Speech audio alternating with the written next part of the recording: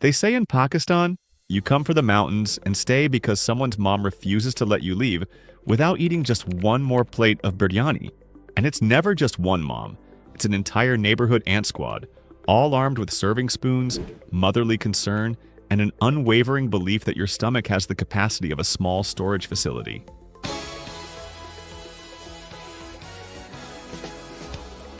This is a country where the world's second highest mountain stands there like a celebrity who doesn't need to try, where deserts and beaches both argue for your attention like jealous siblings, and where traffic somehow contains a camel, a motorcycle, and a Toyota Corolla in the same lane, none of them remotely confused about the situation.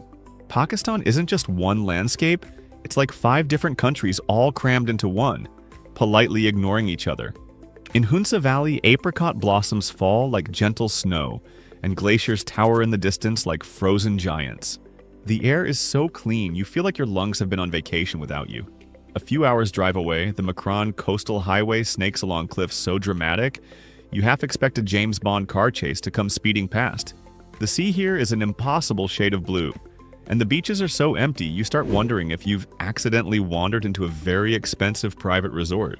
Head south and the Thar desert greets you with golden dunes that shift shape overnight, as if the wind here moonlights as a sand sculptor. And then there's Fairy Meadows, with a name that sounds like a picnic spot from a children's book, until you realize it's the front porch of Nanga Parbat, a mountain so enormous it makes you reconsider how small humans really are.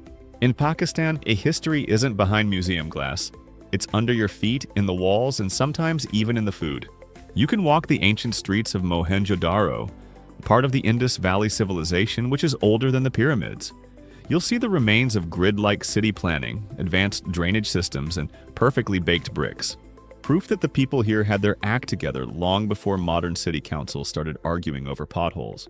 Then the Mughals arrived, bringing architecture so grand it still makes your jaw drop.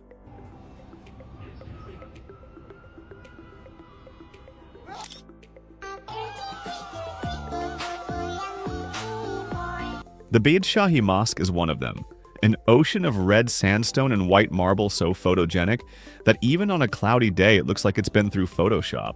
And in Taxila, you'll find serene Buddhist stupas and monasteries, standing quiet under the sun, telling stories that predate entire empires. Culture in Pakistan doesn't politely introduce itself. It sweeps you up, hands you a cup of tea, and puts you in the middle of the action. In Lahore's Basant Festival, the sky turns into a battlefield of color, where kites swoop and dive, trying to cut each other's strings with glass-coated lines.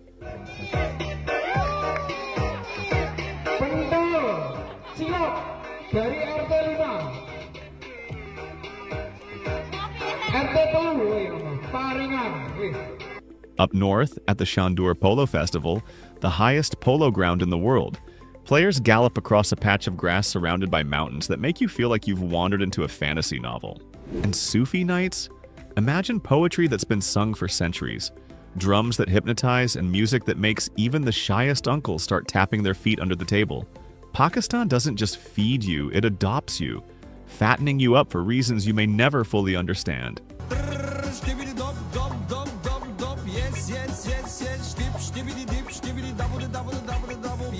Seek kebabs grilled until they're juicier than the plot twist in your favorite drama.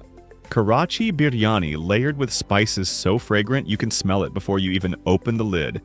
A dish so intense it could start political debates. In the mountains, chapshuro, a stuffed meat pie that tastes like winter hugs, is served so hot you have to juggle it from hand to hand before taking a bite. And then there are the sweets. Jalebi, golden spirals swimming in syrup, so addictive you'll consider starting a support group. Gulab jamun so soft they collapse under the weight of a spoon. And chai, glorious, never-ending chai. 1 cup turns into 2, 2 turns into 4, and before you know it, you've accidentally attended an unplanned 3-hour tea marathon. Oh my God! Adventure here isn't gentle. It's exhilarating, exhausting, and a little bit smug about how good it looks on camera. You can hike the Karakoram Highway, a road so scenic you'll keep stopping for photos until your travel buddy threatens to walk off without you. You can raft through icy rivers in Gilgit-Baltistan, where the spray is so cold it makes you rethink your life choices. Or paraglide in Malam Jaba, soaring over valleys so green you start Googling how to buy a house here. And if you like your adventure with horsepower, the Kholistan Desert Jeep rallies will have you grinning through a mouthful of sand. The mountains might make you fall in love, but it's the people who will make you stay. Here, you're not a stranger for long. Within minutes, you're beta, child, bhai, as, brother, or baji, sister. You'll be waved into homes by people you've just met, offered food, tea, and life advice. And when you try to pay for something, you'll enter a politeness battle where no doesn't mean no. It means prepare to lose this argument.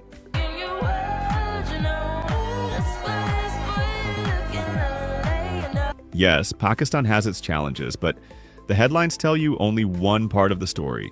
The reality?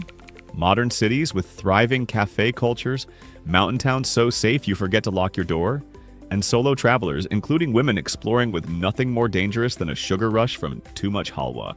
And before you leave, prepare to overpack.